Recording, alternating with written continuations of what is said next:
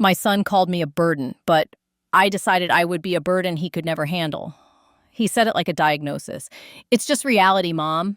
He had a folder, a plan, and a face that was kind while doing something unkind.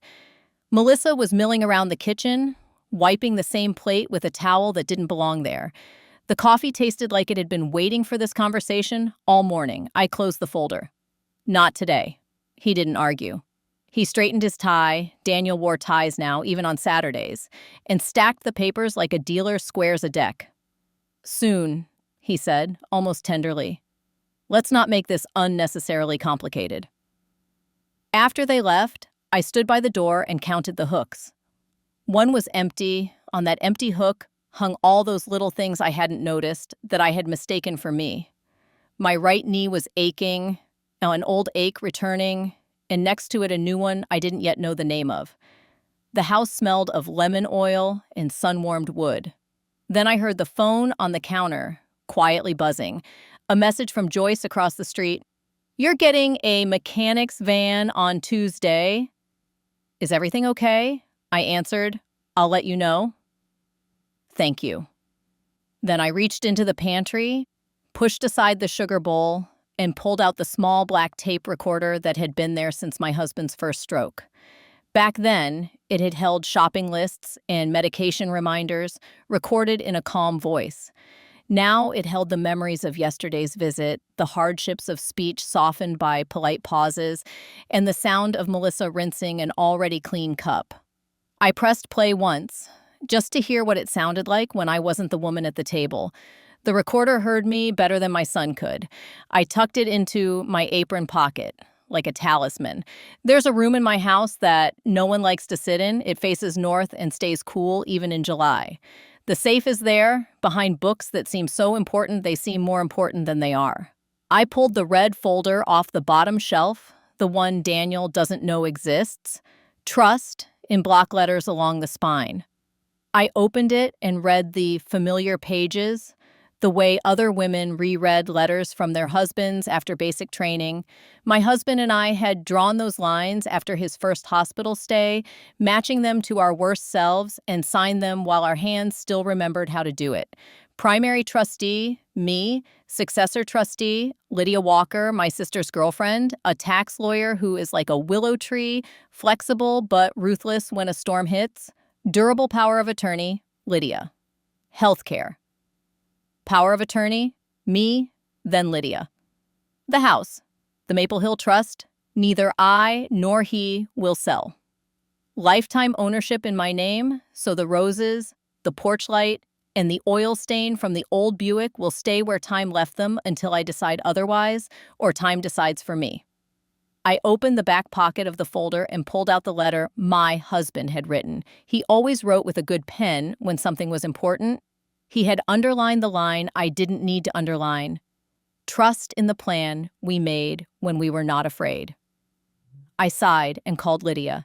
Aunt Mara, she said, and I heard her keyboard freeze. What's wrong? Nothing yet, I said. But it's complicated. I told her about the folder and the locks and the word my son had chosen. She didn't interrupt, even when I confessed that I'd left a roast in the oven last month or left the back door open when the postman came just as the kettle boiled over. I told her about Melissa's dry plate and Daniel's new habit of ending sentences with, "We're helping." How badly do you want this lesson to be painful? Lydia finally asked. She didn't rush into tenderness, but poured it into the conversation like flour. I want it to last, I said. Yeah, okay, she said. Then let's not show off. Let's go slowly so he doesn't sleep all night. I don't want to ruin him, I said, and I meant it. I just want him to stop before he ruins himself.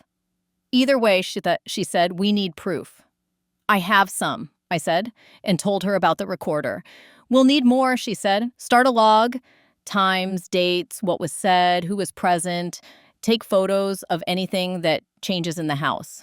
I'll update the notification letters and send them to the bank and your doctors so everyone knows who speaks for you if anyone tries to pretend. Also, schedule a capacity evaluation with Dr. Patel. We want a report showing you're competent in case they try emergency guardianship. Do you think they will? People do surprising things when they've already decided you don't get a vote, she said. What about your keys? Hidden, I said. He took the set by the door. You have the safe key? Yes. Good. Keep the binder there. I'm coming Saturday. We'll put a camera on the porch and update the passwords. When I hung up, I walked through the house like a woman seeing it for the first time. The cushions had been fluffed. I hadn't fluffed them. The junk drawer didn't stick. Someone had organized it into tidy little prisons of plastic compartments. I found a pamphlet from a lifestyle community. Under the phone book, someone had circled the phrase maintenance-free living. I traced the circle with my fingertip and smiled the way one smiles at a child who thinks they've just invented the knock-knock joke. The next day, Daniel called without calling to ask anything. Mom, he said, Melissa found a place with a garden. I have a garden, I said. This one has staff, he said. They do the heavy lifting. You won't have to worry about anything I thought of my roses. Heavy, with their own decisions. I'll think about it, I said. Good, he said, relieved. They have openings next month, and if we get the deposit in... Daniel, I said, who pays the deposit? There was a pause, just long enough to build a small bridge over. He didn't take it. We can do it from your account, he said, brisk now, a man who balances budgets. I can set it up online. I have the information. No, I said. You don't. Silence. Then cautious. You gave me the login years ago, I remember? When Dad was sick. I changed it, I said. Years ago. He cleared his throat. I'll swing by later, he said. We can look together. Not today, I said, and ended the call politely. After lunch, I walked to the neighbors, knocked once, and let the dog bark us into a meeting. Joyce hugged me like a woman whose arms have been waiting to be useful. I told her my plan, the version that required her to do nothing except witness who came and went, and when I gave her a spare key to my spare key. That boy loves you, she said, not unkindly. I know, I said. I'm going to help him remember what that means. The doorbell rang again 2 days later. Daniel stood on the porch holding a bouquet he must have bought in a hurry, a little wilted, a little brave. Beside him, a woman in a blazer held a clipboard and a smile that had been practiced in a mirror. Mrs. Albright, she said, I'm Shannon from Maple Grove. We're just here to... I didn't schedule a tour, I said. Of course, she said, your son did.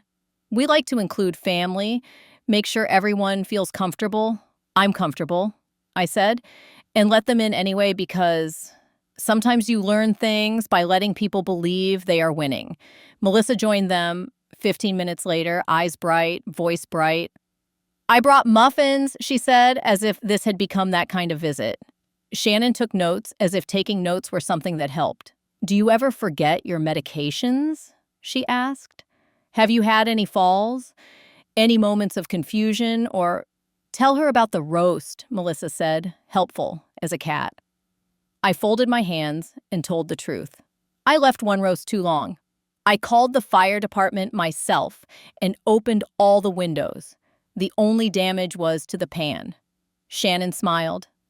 That's very responsible. She circled something. Daniel stood, walked to the sink, found the mug I like best, and filled it without asking. He didn't know it was the mug my husband brought me back from a conference I can't remember the speaker of, but remember the laugh we had about the keynote's hair? I didn't correct him. I watched him set it in front of me like a child making breakfast for a parent who pretends not to notice eggshells in the scramble. We have a wait list, Shannon said, but we can move faster if there's an urgent need.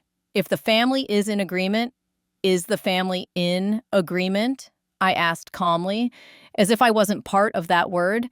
Daniel nodded. Melissa nodded. I nodded too and saw relief pass between them like a folded note in homeroom. Wonderful, Shannon said. I'll just need a signature to hold your suite. And a small deposit. I took the paper. I pretended to read more slowly than I needed to. I traced the line that called me resident and the line that called Daniel responsible party.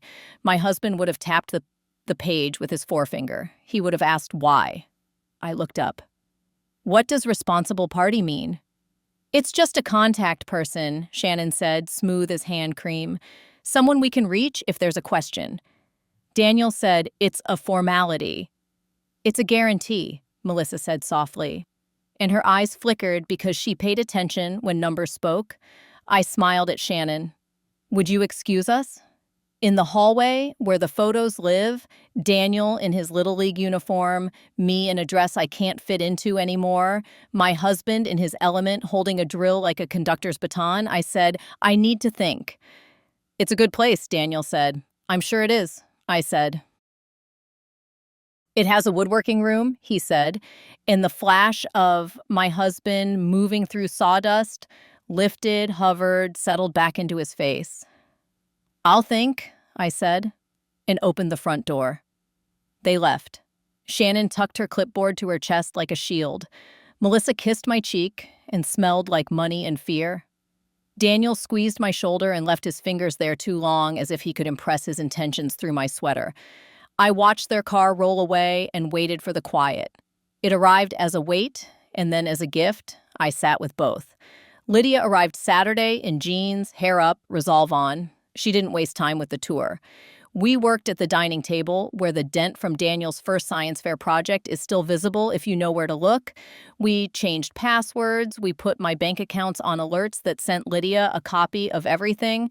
We called the neurologist, capacity evaluation booked for Wednesday. We drafted a letter to the bank manager authorizing Lydia to be present for any discussion of my accounts and to prevent any withdrawal without my express recorded consent. "Next," Lydia said, we get ahead of the narrative. I'll send Daniel a polite email reminding him that you're competent and that any decisions about your house and care go through you and me. No accusations, just clear boundaries. If he objects, that's data we keep.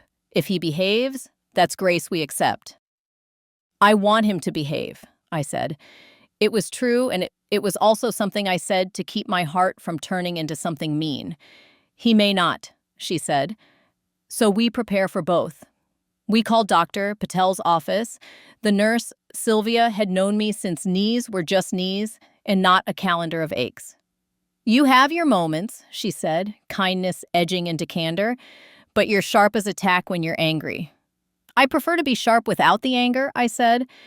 "Bring your reading glasses," she said, and added me to Wednesday with a click I heard in her voice. Tuesday, Daniel came alone. He didn't bring flowers. He brought the word reality again, unwrapped, as if repeating it might make it a fact instead of a preference. "I'm trying to do the right thing," he said. "You're making it complicated." "Complicated and careful are cousins," I said. "Come in." We sat. I poured tea the way my mother poured tea when the weather told the truth about your bones. I watched my son watch me handle boiling water and a ceramic pot and not burn the house down. He shifted in his chair, embarrassed by his own boyish hope that I'd fumble. "I changed the passwords," I said. "I'll share them with you if you sit with me while we pay bills and you ask kindly why I make the choices I do." He stared, startled. "What?" "I'm asking you to be my son," I said, "not my manager." He laughed once, not unkindly. "You raised a manager." "I raised a boy who wanted to make things easier for people," I said. "Sometimes, Daniel, easier isn't better." He put his elbows on the table and leaned in. "Mom, Melissa and I have been running the numbers for months. Property taxes, insurance. The house needs a new roof. You can't keep climbing ladders. We're stretched. The condo market is high right now. If we sell this house, you'd have plenty. We'd help you move. We'd be here every weekend." There it was, out where it belonged. I could hate it without hating him. I could hear the fear in the word stretched. "Are you in trouble?" I asked gently. He looked away. The man who balanced budgets, who wore ties on Saturdays, became the boy who hid a check from a chess tournament because the trophy mattered more. "We overextended," he said finally. "The market turned. Melissa's office lost a client. It'll be fine. He swallowed. "This place is an anchor." The word hit me square in the sternum. Once, years ago, my husband had called this house our harbor. Sometimes metaphors change without permission. "An anchor keeps a ship from drifting," I said. "It's not the anchor's fault if the ship wants to run." He closed his eyes, opened them, and chose honesty. If we sell now, we clear our line of credit. We breathe. It makes sense for you, I said. For everyone, he said softer. Not for me, I said. He sat back, hurt swimming up behind his eyes like fish not ready for the net. Then I don't know what to do. Try loving me without the word burden attached, I said. Start there. He shook his head. I never said it like that, he murmured. You did, I said, because the recorder didn't lie. And it's all right to have thought it. It's not all right to act like it's true. He left with his kindness still intact, which felt like something I wanted to protect, and his plan dented, which felt like something I could survive. Wednesday, I sat in Dr. Patel's waiting room with a magazine that offered 10 exercises for better balance in your 70s, and absolutely no information about what to do when your son tries to reorganize your life. Lydia sat beside me, tapping notes into her phone like a woman playing chess 2 moves ahead. Mrs. Albright, doctor, Patel said, warm as sunlight. He administered the assessments with patience and dignity, and he didn't speak to Lydia like I wasn't in the room. Count backward by 7s from 100, he said. I did. Remember these words, he said. Rose, banana, chair I did, and then I didn't, and then I did again, because memory is a cat you can call, and sometimes it comes on its own time. He asked me to draw a clock and place the hands for 10 past 11. He asked me to name the governor, the year, the month. He asked me what I would do if I smelled smoke. Open the windows, I said, smiling, and he smiled too. At the end, he folded his hands and looked at me the way doctors used to look at husbands who needed to be told gently what time it was. You have ordinary lapses, he said. Nothing here indicates dementia or serious impairment. I'll put that in writing. We'll also talk about strategies to help with the stove and the door, and we'll revisit in 6 months. Outside, Lydia held the door open like she was presenting a stage. We'll overnight the report to the court, she said. Court? If Daniel files for emergency guardianship, she said, he might not. But we behave as if he will, and then we'll be pleasantly surprised if he doesn't. 2 days later, he did. A process server knocked at 9 in the morning while I was kneading dough, wrists deep in flour, and muscle memory.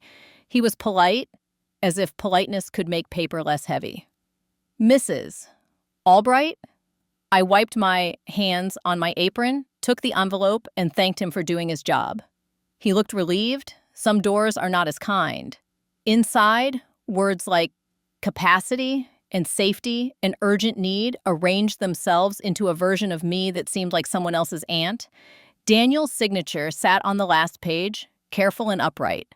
I placed the papers on the counter and thought about the word burden, the way a tailor thinks about a hem, something that can be adjusted, let down, raised, taken in. I called Lydia. We respond today, she said, and we don't just respond. We tell the judge a story. At the hearing, a Friday morning that had the nerve to be sunny, the courtroom smelled like paper and old wood and decisions. Daniel sat at one table with a lawyer who had probably said the words not adversarial 300 times this year. Melissa sat behind him, hands in her lap, wearing her careful face. Lydia sat beside me with a file labeled exactly what it needed to be: facts. When the judge asked how I pled to the accusation of incapacity, I stood the way a mother stands when a teacher calls home and says your child was caught. Steady, polite, unwilling to apologize for the wrong thing. Your Honor, I said, I am not incapacitated. My son is worried. He is also in debt. Those 2 facts have become confusing for him. I can help with the first. I cannot fix the second by selling my home. Lydia slid the neurologist's report across the table with the quiet flourish of a woman who knows a well-placed document can do more than a speech. She had also prepared a timeline: the locksmith at 9:15 on Tuesday, the deposit form from Maple Grove stating responsible party, the text Joyce had sent, a bank alert flagged and denied when someone attempted to set up a new payee using a device not registered to my account. Daniel's lawyer spoke. This is a loving son seeking to protect his mother, Lydia spoke. This is a competent woman asserting her rights. The judge read. The judge listened. The judge asked me to explain how I manage my medications. I told him about the pill organizer, the notes on the fridge that are not for show, the neighbor who checks on me every Sunday because friendship is a kind of healthcare too. Mr. Albright, the judge said at last, protecting your mother does not mean taking her choices from her. Petition denied. The sound Melissa made was not dramatic. It was the small private sound a woman makes when the blueprint in her head must be redrawn from scratch. Daniel stared at the table as if answers were carved into the wood. Additionally, the judge said, and looked at Daniel like a father who has coached too many teams to count, you will return any keys obtained without consent. Further efforts to restrict her access to her own property will result in sanctions. Outside, on the courthouse steps, Daniel came toward me slow, his lawyer gone, Melissa waiting by the car. Mom, he said. A boy again, for a second. I'm sorry. I know, I said. Come for dinner Sunday. Bring yourself. He nodded, eyes shining. Melissa looked away. The following week, Lydia and I did the unglamorous work of revenge that looks like safety. We changed the locks again and documented it ourselves. We installed a camera that texts me a picture whenever the porch knows a stranger is there. We switched my fire alarms to ones that talk to me. We set up automatic bill pay for everything but the electricity because I like writing that check, feeling the weight of a stamp that still knows how to make itself useful. We requested a copy of the care facility contract and highlighted the line Melissa had noticed and Daniel had not. Responsible party, defined in small print as personally liable for unpaid charges. Do you think Shannon will try to get him to sign again? I asked. She won't need to, Lydia said. He already did. How do you know? I asked. Lydia tapped a page. Because the deposit was processed. Not from your account. From theirs, I hadn't noticed the date. The day they brought the muffins, I allowed myself a blink of something that was not cruel, but was not charitable either. That's unfortunate, I said. It is, Lydia said, and didn't reach for a platitude. We won't use it as leverage. We don't need to, but if they try again, we'll remind them that one-way doors can close on the wrong fingers. On Sunday, Daniel came alone. He cut the roast without mentioning last month's mistake. He asked about Joyce's dog. He told me a story about his boss that had the shape of truth and a sheen of what he wished were true. He didn't bring up the house. We ate in peace until Melissa's name floated between us like a balloon losing helium. How is she? I asked. Tired, he said. Tired of me? I asked, light enough to let him walk where he needed. He put the knife down. No, he said, tired of me failing to deliver what I promised. What did you promise? I asked, though I already knew. Debt has a sound in a marriage, it rustles. That we'd be okay, he said. That I could fix it. Maybe the fixing is not yours to do, I said. Maybe the fixing is learning you can't fix it like that. He nodded. He ate. He carried plates to the sink and washed them like a penance. Days turned into the kind of weeks that convince you things might return to their ordinary shape. I watered the roses, I went to church, I let Joyce drive me to the hardware store so I could buy a new motion sensor light for the back porch. Lydia called twice a week and made sure I laughed at least once before hanging up. The recorder sat in the sugar canister, bored. Then the realtor came with daisies and a smile you put on when you mistakenly think you are the bearer of good news. Mrs. Albright, she said, I'm Beverly. Your son asked me to bring an offer. We stood on the porch. The camera clicked us into a moment I could replay if I ever needed to. An offer for what? I asked. Your house, she said, not unkindly. A cash buyer? Very generous. Considering the market, Daniel had gone around the front door of the law and tried to sneak in through the back door of convenience. I didn't feel anger. I felt a cool clarity, the way the air feels right before rain. Beverly, I said, would you like a glass of water? She blinked, grateful, and followed me to the kitchen where the recorder sat like a silent guest. I poured, we stood, we let the silence perform half the work of truth. "I can't accept an offer," I said, "because I can't sell what I don't own." She tilted her head, puzzled. "The Maple Hill Living Trust owns the house," I said, "and the trust has no interest in selling. Please make sure your buyer knows that." She recovered quickly. Professionals do. Sometimes trusts sell, she said. "This one doesn't," I said. She set the daisies on the counter and smoothed the paper around their stems. "I'll let your son know I stopped by," she said. "You do that," I said. I called Lydia. "He sent a realtor." "I hoped he wouldn't be this clumsy," Lydia said. "But it does make our next step easier." "What next step?" "We send Daniel a letter," she said, "on my firm's letterhead, reminding him that offers to purchase trust property must be presented to the trustee, not the beneficiary. He'll feel embarrassed, which is good. Embarrassment is the friction that tires people who are moving in the wrong direction." "What if embarrassment isn't enough?" I asked. "Then we proceed," she said, "to consequence." 2 nights later, Melissa called me. She never calls me. She texts me pictures of sales and recipes and the children of her friends, as if we share a nostalgia we don't own together. "Can I come by?" she asked. "Now?" I said, glancing at the clock. 9:23. "Yes." She arrived with no makeup and a face that had run out of performances. "I did something wrong," she said. She sat at my table, the same table where she had dried a dry plate, and she cried, not beautifully, honestly. "I took money," she said. "From a client? Not a lot. I borrowed it. I was going to put it back. It spiraled. He noticed. He threatened to call the police unless I repaid it by the end of the month. Daniel doesn't know. I told him my bonus was delayed." She looked at her hands. "It wasn't the house," she said. "It was me." I looked at her, at the girl inside the woman, at the apology folded inside the confession. The part of me that wanted to punish found itself sitting in the back row behind the part of me that wanted the people around me to stop drowning. "How much?" I asked. She told me. It was not small, but it was not the kind of number that ruins a person unless shame gets added to it. "I can help," I said, and her head jerked up. "Not with cash," I added. "With a plan. And with honesty. You tell Daniel. Tonight. I'll be there if you want." She shook her head. "He'll leave me," she whispered. "He might," I said, "or he might become the man he thinks he already is.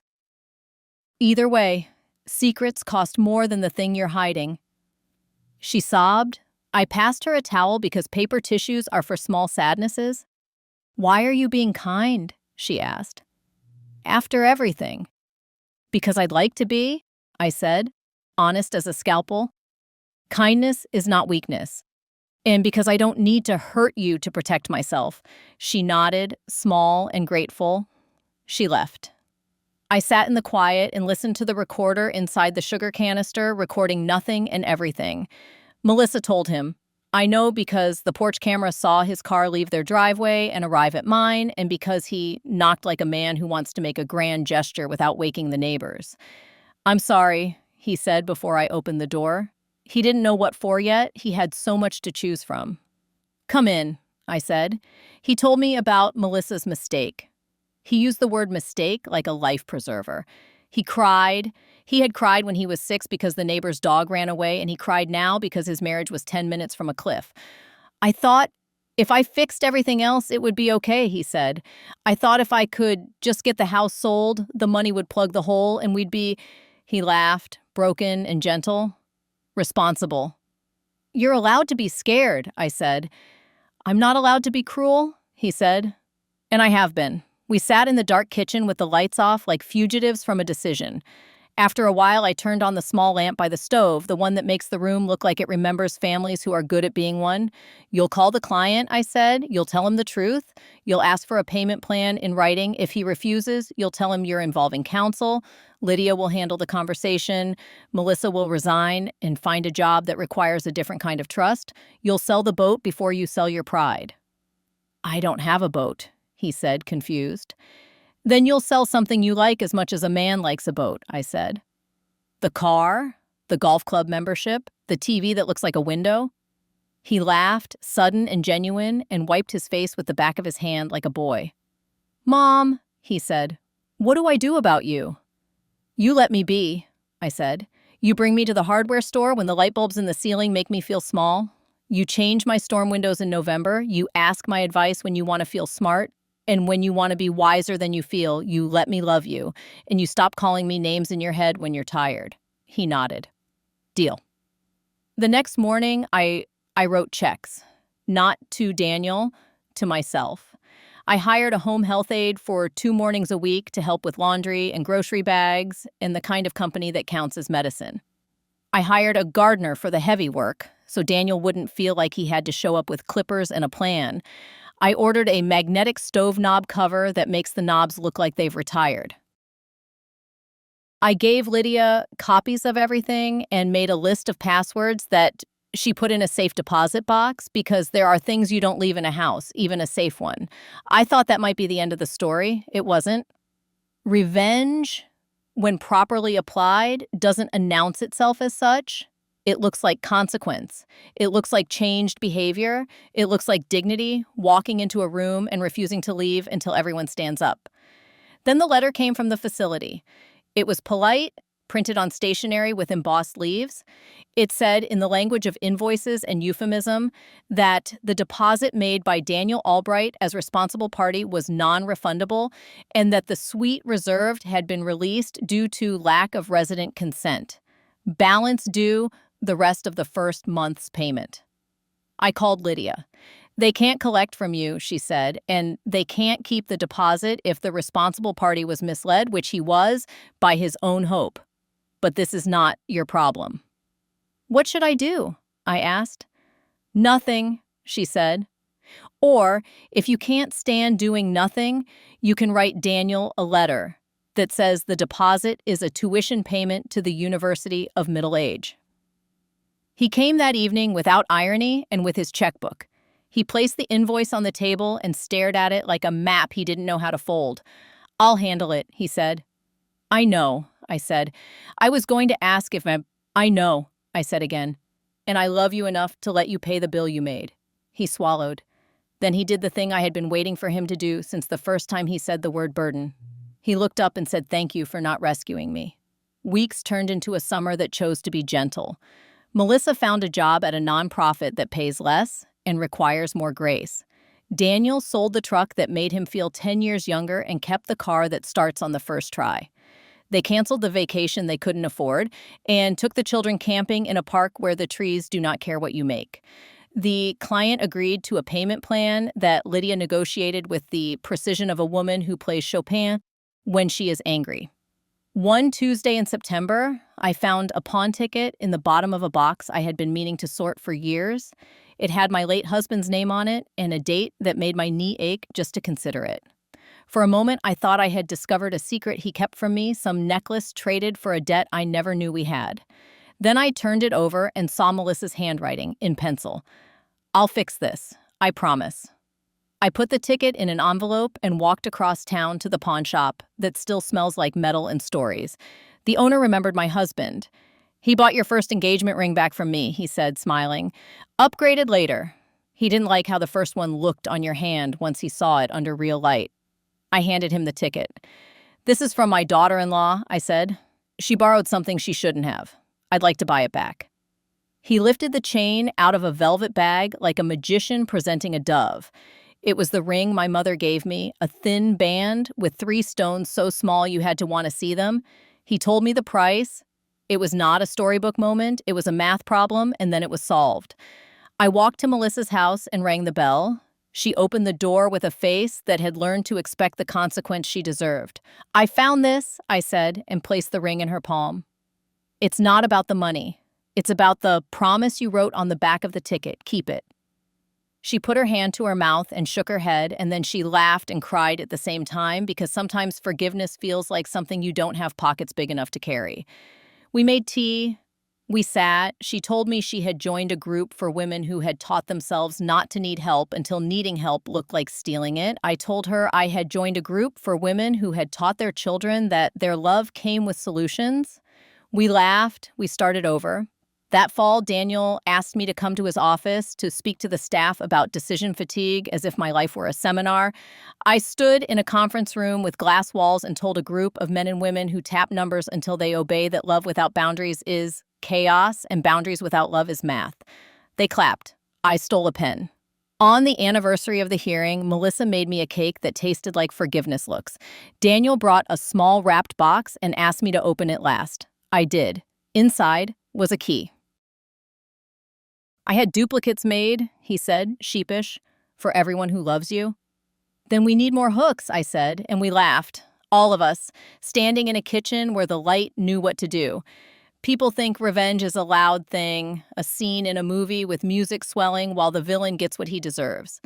They don't understand the quieter kind, the sort that turns a word like burden into a load a man learns to carry because it is his, and into a weight a woman sets down because she finally understands she never had to carry it that way.